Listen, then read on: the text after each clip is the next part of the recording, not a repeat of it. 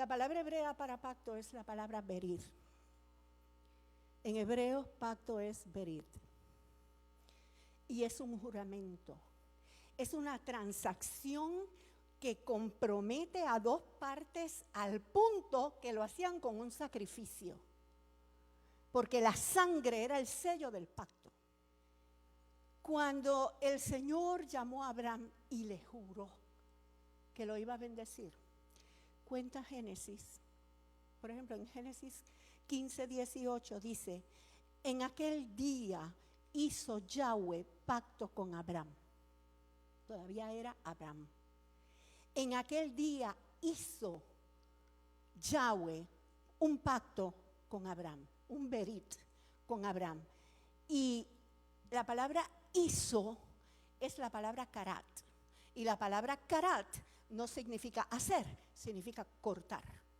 Literal dice, en aquel día Yahweh cortó un pacto con Abraham.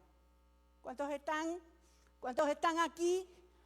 O sea, que Yahweh le dijo a Abraham: tú vas a coger estos animales, me los vas a picar por la mitad. Vas a poner la mitad aquí, vas a poner la mitad allá. Porque esa era la manera de hacer un pacto. Y en medio de las dos mitades estaba la sangre. Y los que iban a pactar caminaban por en medio de la sangre. Entonces no se decía hacer un pacto, se decía cortar un pacto. Y ese día glorioso, ustedes saben porque conocen la escritura, que el Señor puso a Abraham a poner las dos mitades y todo eso, y Abraham se sentó a esperar qué era lo que iba a pasar, y en el momento más oscuro de la noche, una antorcha que era el Señor caminó por en medio de los animales jurando que lo bendeciría, que lo iba a bendecir. Hizo pacto con Abraham. Y un pacto para un hebreo es un compromiso que tiene sangre por el medio. Escúchamelo.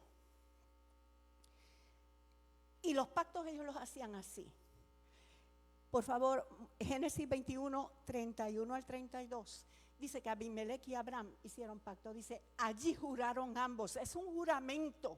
Es que yo te aseguro. La palabra dice, por dos cosas inmutables. La palabra de Dios y el juramento. Abraham estaba seguro de que Dios le había dicho la verdad. Allí juraron ambos, Abraham y Abimelech. Así hicieron, así cortaron pacto en Berseba. Abraham y Abimelech, la Biblia no dice que cortaran nada, excepto que usa esa palabra, cortaron pacto. Por lo tanto, en Berseba, de seguro que cuando juraron Abraham y Abimelech, cortaron algún animal y derramaron sangre. ¿Quién está aquí y entiende?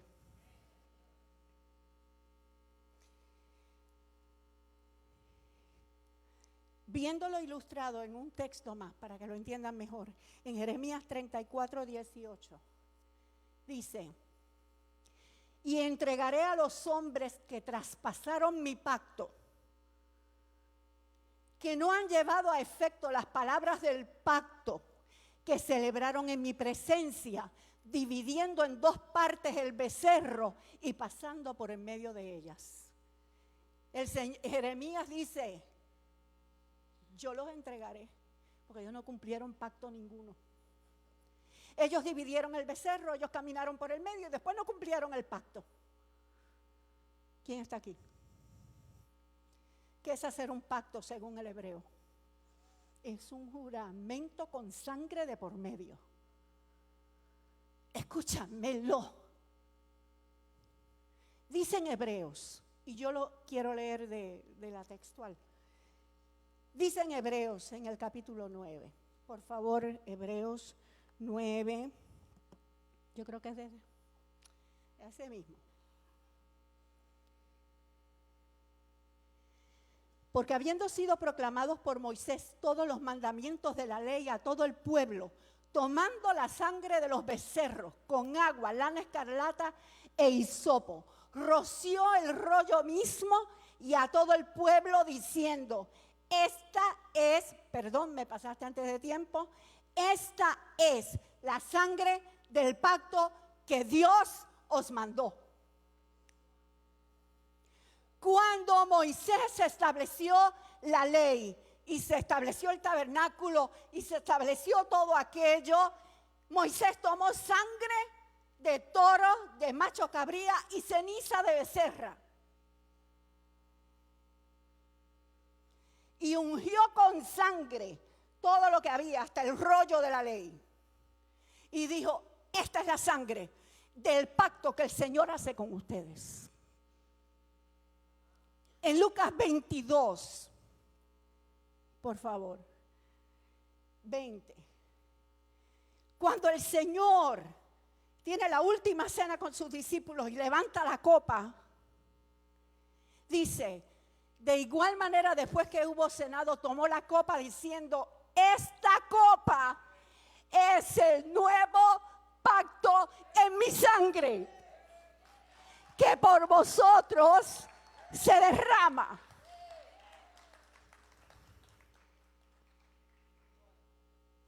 Tú sabes por qué es un nuevo pacto, porque es con una nueva sangre. Es un juramento distinto con una diferente sangre. Y dice Hebreos, un libro que fue escrito para hebreos que entendían todo el proceso y toda la ley. Dice, hacia aquella sangre. Pon el texto. Ok. Porque si la sangre de machos cabríos y de los toros y la ceniza de la becerra rociada con los inmundos santifica las cosas quedaban santificadas, ¿cuánto más la sangre del Mesías, que mediante el Espíritu Eterno se ofreció a sí mismo sin mancha? Dios limpiará nuestras conciencias de obras que producen muerte, dice otra versión, de obras que producen muerte, para servir al Dios vivo. Tú sabes lo que es el antiguo pacto que fue abolido, el que se hizo con la sangre de becerros, de toros, de machos cabríos. Eso ya pasó y caducó. ¿Alguno de ustedes va a matar becerros de nuevo para usar la sangre para perdón? ¿Verdad que no? Esa sangre que presentó el Señor Jesús es el nuevo pacto. Esa es la sangre del nuevo pacto. Y cuando la palabra da por viejo el primer pacto, da por viejo aquel ritual donde se presentaban animales y se hacían abluciones y se presentaban aquellas cosas, aquello pasó. Pero la Escritura no. ¿Ustedes me entienden? Pero aun cuando aquello pasó, cada detalle es usado por los mismos apóstoles para hablar de lo verdadero. Aquello era la representación, aquello era la sombra, aquello era la maqueta. Y sigue diciendo el capítulo 9 de Hebreos, sigue diciendo, aquellas cosas que eran representación podían ser santificadas con aquel tipo de sacrificio, pero las cosas celestiales mismas con un mayor sacrificio. Entonces habla, por ahí ustedes leen en hebreo, bienes venideros, no, los bienes definitivos. Lo que está diciendo es, aquello era una representación y ahora tenemos lo definitivo. Y lo definitivo lo que necesita es la verdadera sangre. Y no entró el Mesías en el santuario a llevar su sangre, sino que entró en el cielo mismo a llevar su sangre de una vez y para siempre. Por lo tanto, su sacerdocio es eterno, el sacrificio es eterno, el perdón es eterno y eternamente fuimos liberados a una nueva vida.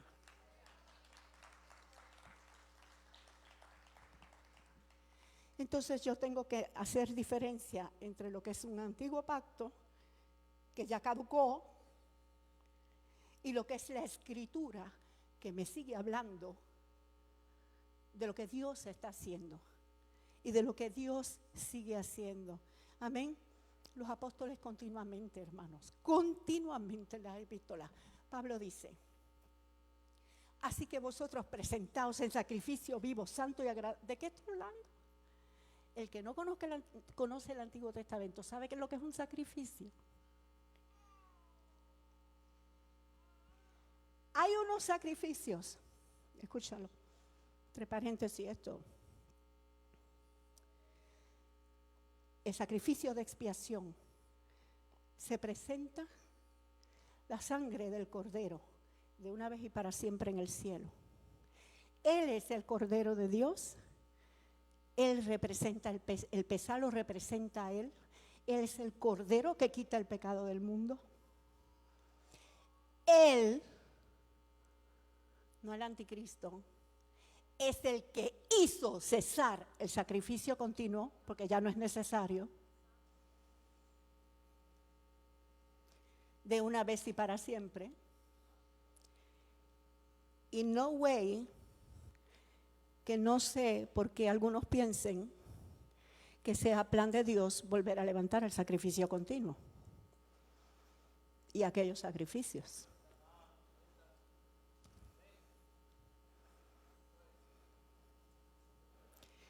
Sepa que la palabra lo llama el pacto eterno. No hay más pactos después de este. Yes. Amén. ¿Estamos? Pero los apóstoles continuamente, o sea, ese sacrificio es Cristo. Pero había un holocausto diario. Había un holocausto diario. Y ese holocausto es tipo de ti y de tu ofrenda diaria al Señor. Y diariamente, y el Señor dijo que mueran cada día. Cada día. Lleva tu cruz. ¿Lleva tu cruz qué? ¿Que cargues algo en la espalda? No, que te crucifiques. Cada día. Y sígueme. Cada día, 2 veces al día, se presentaba un sacrificio. Se llamaba sacrificio continuo, era el holocausto continuo. Y en ese holocausto, el animal tenía que ser presentado, le cortaban la cabeza, le cortaban las patas, le sacaban las entrañas, lo picaban en partes, lo ponían en el altar. ¿Hay alguien aquí que sepa que su cabeza debe estar en el altar? Y que sus patas deben estar en el altar. Y que sus entrañas deben estar en el altar. Y que debe estar derramado y partido delante de Dios. Pues Pablo dice, preséntense ustedes como sacrificio vivo, santo y agradable a Dios. Y es cada día. Ese nos toca a nosotros. Entonces tú no vas a ir a levantar un altar semejante al altar de bronce, matar un corderito y hacer sacrificio. No lo tienes que hacer ya, ¿ves? Pero sí cada día tienes que presentarte tú. Mira, ellos usan todo el tiempo la ley para enseñar. Aviva el fuego del don de Dios que está en ti. ¿De dónde sale eso? Porque el Señor encendió el altar del sacrificio la primera vez. Cayó fuego del cielo y quedó prendido. La primera vez. Y les dio mandamiento, no lo dejen apagar. Y el Señor en tu vida encendió tu altar, porque el altar eres tú. No es esta plataforma, hermanos. Eres tú el altar. Y el Señor encendió su fuego en tu altar un día. Y te dice, no lo dejes apagar. Avívalo. Porque hay muchos que dicen los apóstoles, que están dormidos. Cuando dice velad, orad, no es que hagan vigilias, es que te despiertes, que salgas de estupor. Hay una versión que dice espabilaos, despierten. ¿Cuántos están aquí conmigo? Entonces, dice Pablo, y si soy derramado en libación, ¿de qué está hablando? Ellos continuamente utilizaban, dijo él, toda la escritura es inspirada por Dios y es útil para enseñar, para redarguir, para instruir en justicia, porque nosotros somos un reino de justicia, se acabó la poca vergüenza. Para instruir en justicia a fin de que el hombre de Dios esté enteramente preparado. ¿Y qué usaban ellos? Las escrituras. Así que yo solamente estoy retomando y restableciendo. ¿Qué es eso de que fue abolido el antiguo pacto? ¿Qué es eso de que las escrituras del Antiguo Testamento ya se desechan? Hermanos, no sabemos lo que decimos. Nosotros sí, sabemos lo que decimos. ¿Cuántos entendieron? Amén, aleluya. Gloria al Señor. Ahora, sin lugar a dudas, esas cosas que eran representación, pues eran representación. Y ahora tenemos los bienes definitivos. Amén. Usted sabe que les enseñamos que Adán tenía una perfecta comunión con Dios. Estaba en una dimensión celestial, cielos abiertos sobre el huerto, estaba en la tierra, pero con el cielo encima, dentro del cielo. Y eso es dimensión. Y les enseñamos que cuando entró la simiente del maligno, el Señor le advirtió, el día que peques, morirás. Pablo dice, la paga del pecado es muerte. Y dice también que las obras de la carne llevan a muerte.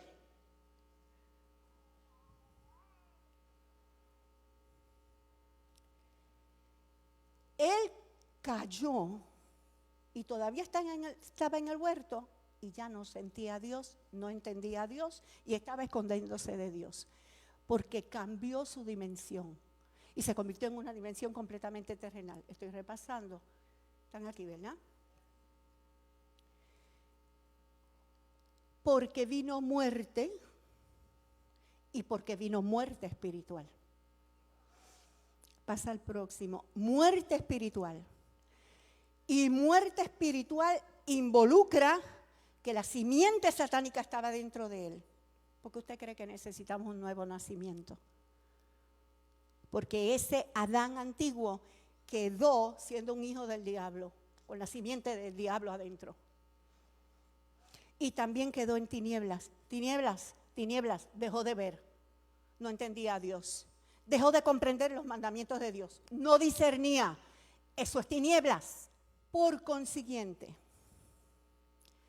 llegó la maldición, porque la muerte y la tiniebla y la potestad de Satanás lo que trae es maldición, hermanos, y la maldición, le dijo el Señor, maldita será la tierra por tu causa. Con dolor, con trabajo, te va a producir espinos y cardos. Yo quiero que entendamos algo. Vamos a poner en perspectiva algo. Cuando el Señor puso a Adán en el huerto, lo puso para que lo trabajara y lo guardara y lo labrase. No para que estuviera de vago de vacaciones eternas, sino para que guardara el huerto y lo labrara. ¿Pero qué le producía el huerto? Frutos, bendición. El estado de bendición que recuperamos en Cristo, diga, que recuperamos en Cristo, hace que mi trabajo tenga fruto. El estado de maldición hace que mi trabajo solo produzca espinos y cardos y que yo esté trabajado y cargado. la pobreza, la escasez, la crisis económica es solo síntoma de maldición. Y yo te quiero decir, aunque te parezca extraño, que la palabra del reino te dice, domina en el área de las finanzas. Toma autoridad sobre toda opresión satánica. Pero tú tienes que conocer los códigos del reino, porque no se entra en la voluntad de Dios económica haciendo lo que te dé la gana. Porque el dueño del oro y la plata es Él, no eres tú. Y no me voy a meter en lo de finanzas, pero ya usted sabe, eso lo tenemos que entender. Pero te voy a decir una sola cosita de finanzas. Donde está tu tesoro, está tu corazón. Escúchalo. Donde tú pones tu dinero, allí tienes tu corazón. Mírate a ti mismo y examínate a ti mismo cuánto de tu tesoro hay en el reino. A ver si tu corazón está en el reino. La maldición tiene efectos en la salud. Y la enfermedad es una manera de caer en muerte. Y lo que el enemigo, porque quedó todo bajo su potestad, fíjese que en Lucas, en las tentaciones, en Lucas da un detalle que los otros evangelios no dan. Lucas dice que Satanás le dijo al Señor, todo esto te daré porque a mí fue entregado. Y a quien quiero lo doy. Eso no lo dicen los otros evangelios. ¿Y quién se lo entregó? Porque el Señor no dijo mentira. El Señor no, así no fue que le contestó. Era verdad. ¿Quién se lo entregó? Se lo entregó a Adán. ¿A qué vino el Señor? A arrebatárselo otra vez al diablo, para devolvérselo a los Adanes, para volvernos a colocar en una posición de dominio y autoridad sobre las tinieblas. ¿Tiene la maldición efecto en la salud? ¿Tiene efecto en la labor? ¿Tiene efecto en el éxito, como acabamos de decir? O sea, el fracaso es maldición. ¿Cuántos, no me alcen la mano? ¿Cuántos nos oímos diciendo, pero es que todo sale mal, es que termina una cosa y empieza la otra, es que esto es un ataque contra otro ataque? Pues escúchamelo bien. Para algo el Señor pagó el precio para que tú estés en dominio y no debajo. Pero la iglesia, mire, la palabra del Señor dice, someteos a Dios, resistid al diablo y de vosotros huirá. A nosotros nos gusta la última parte, de vosotros huirá. Pero de someteos a Dios y resistid al diablo, se la dejamos a otro. Pero no funciona así. El reino de los cielos sufre violencia y los violentos lo arrebatan. Tú tienes que saber que toda la herencia el diablo va a venir a robártela y a no dejar que la disfrutes. Y tú lo tienes que sacar. Me gusta el ejemplo de aquel valiente de David que dice la palabra que tenía una parcela y vinieron los qué sé yo quién a robarse la cebada que tenía sembrada. Y dice la Biblia que el hombre se paró en medio de la parcela y mató a 300, pero no dejó que le robaran ni un grano.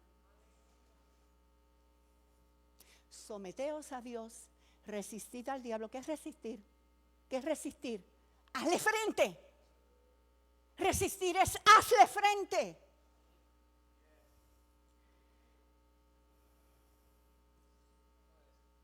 Tú no le haces frente al diablo volviéndote loco con la noticia, o con el síntoma, o con lo que pasó, y empezar a coger a buscar ayuda. Tú le haces frente diciéndole, mentira, no me puedes robar y ahora mismo tú te largas de aquí. Yo estoy bien, yo estoy sano, yo estoy próspero, ese dinero aparece. Yo creo en los milagros de Dios, el Señor lo va a hacer. La maldición tiene efecto en las relaciones. Y mira, escúchamelo, bien fácil. ¿Tú te das cuenta que en la Biblia dice que estando Adán en el huerto con Dios, en buena relación con Dios, se sintió solo?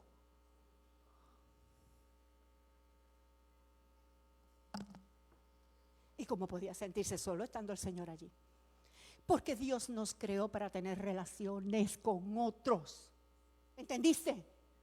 Dios quiere que sepamos relacionarnos, que sepamos amarnos, que sepamos tener amigos, que sepamos tener familia, que sepamos tener cónyuge, sin espantarlo.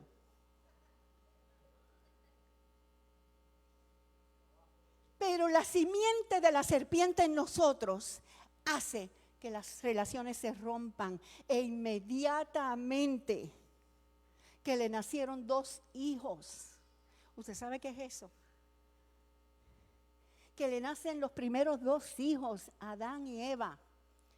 Y lo que había era enemistad, y lo que había era competencia, y lo que había era celo. Y el mayor mató al menor. Oía un predicador que dijo: Dios no nos creó para competir, nos creó para dominar. El Señor nos creó para que tengamos autoridad sobre toda fuerza del maligno, no para competir unos con otros, no para tener celos unos de otros. Cada cual Él lo puso en el cuerpo como Él quiso. Y por su gracia le dio las capacidades que Él quiso. Tus capacidades son las tuyas y nadie te las va a robar. Y tu lugar en el cuerpo nadie te lo puede robar. Pues no estés pendiente del lugar en el cuerpo de otro. Ocúpate del tuyo. Y aprende a tener relaciones. Aprendamos a tener relaciones. Entonces, cuando lo que se ve en el matrimonio, cuando lo que se ve en los hermanos, cuando lo que se ve en la iglesia, cuando lo que se ve con los vecinos son peleas, lo que está en operación es la simiente del maligno, que tú tienes que poner en muerte y permitir que el amor de Dios sea derramado en tu corazón y saber amar y saber relacionarte. Sí, amén. Y dice que el efecto era en las generaciones también, y sus hijos iban a tener esas maldiciones. El efecto es en la mente, el efecto en las emociones. Entonces Adán se llenó de miedo. Se llenó de angustia, de soledad, de desesperación. ¿Tú sabes para qué vino Cristo? Para quitar el manto de luto y poner óleo de gozo. Manto de alabanza. Quitar el espíritu angustiado. No te ha dado Dios espíritu de cobardía, te dio espíritu de poder, amor y dominio propio. Eso es lo que te da Dios. El Señor viene a sanar tus emociones, el Señor viene a sanar tu mente, tu pensamiento, tu manera de pensar.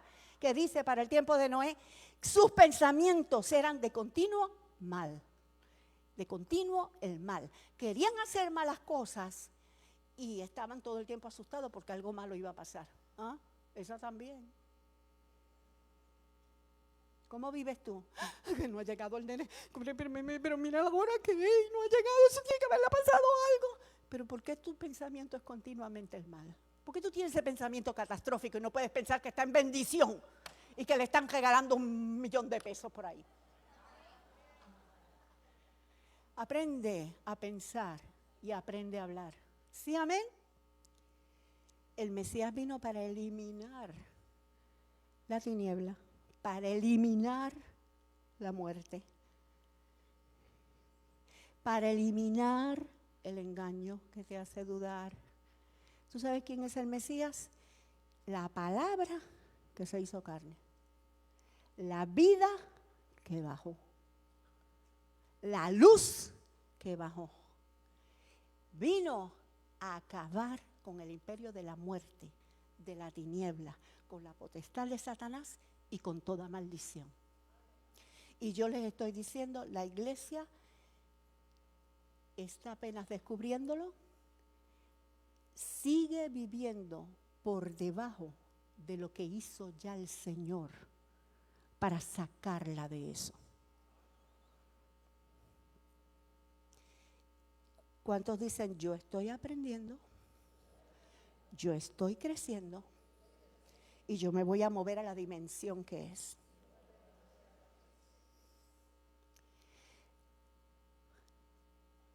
Paréntesis, explico. La dimensión de un niño espiritual es humana.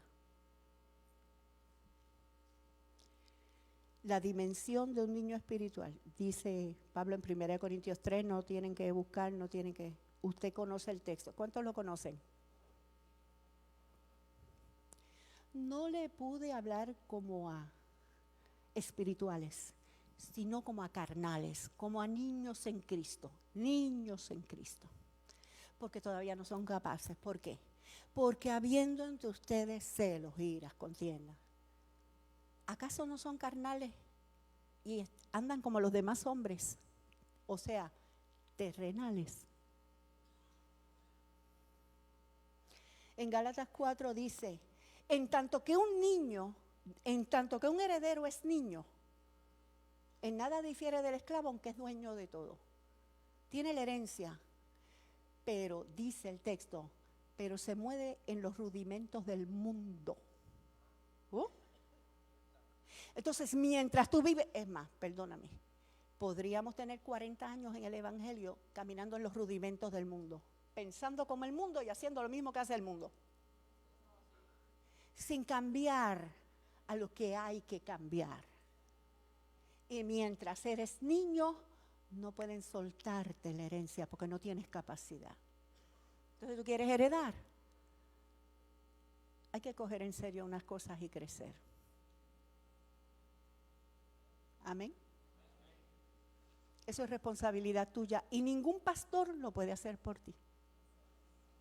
No le eches culpa a nadie. Te toca a ti.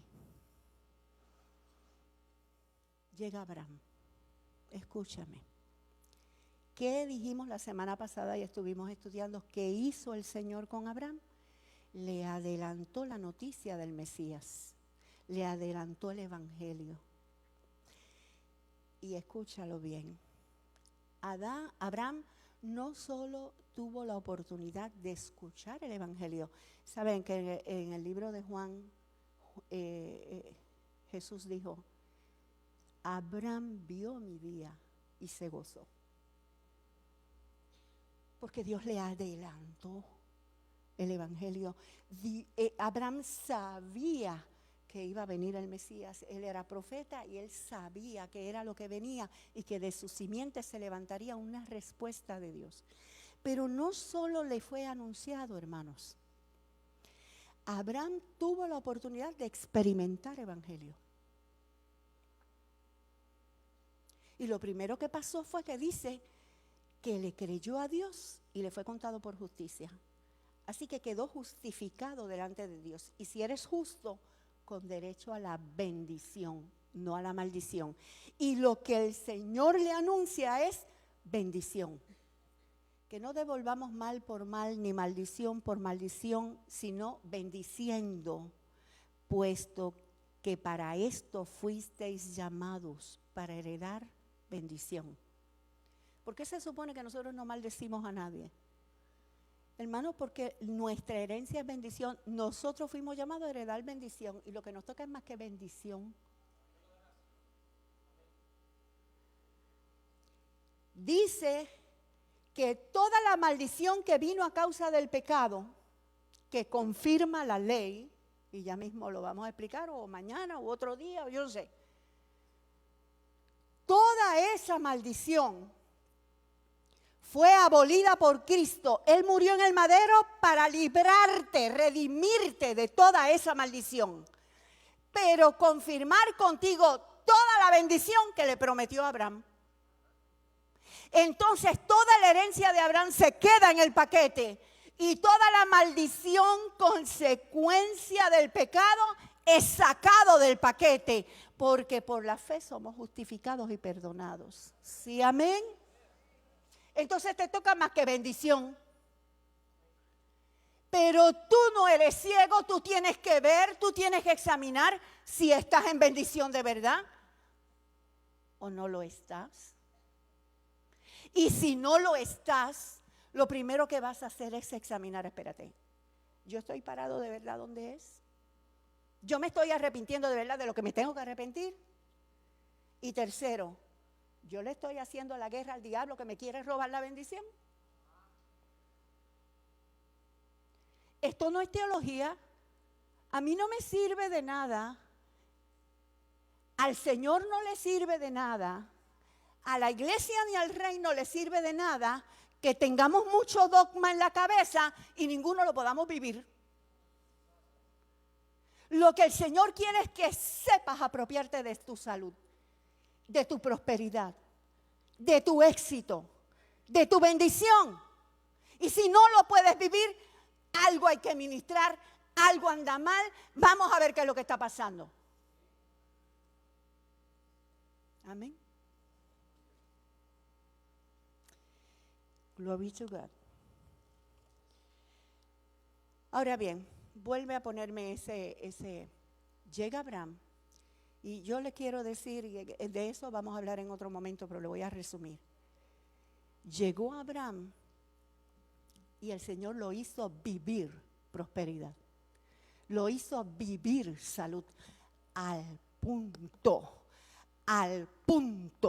que dice que era un hombre de 100 años casi muerto y quedó vivo.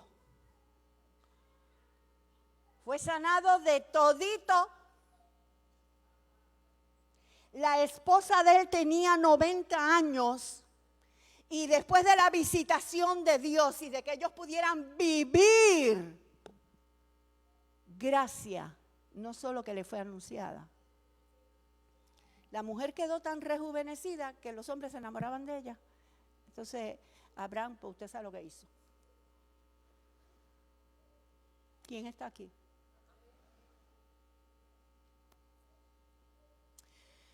Abraham fue tan bendecido por Dios y vivió el evangelio de tal manera, vivió el evangelio por adelantado de tal manera que cuando llegaba a los lugares le llamaban príncipe. Tú eres un príncipe de Yahweh.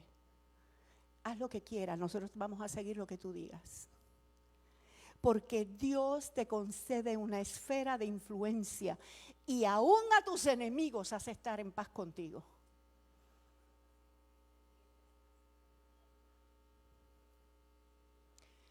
Así que lo que vivió Abraham y lo que vivió Isaac y lo que vivió Jacob, lo que vivió José, lo que vivió Moisés, fue la herencia prometida a Abraham, que nosotros también recibimos a través de la simiente, y es para nosotros.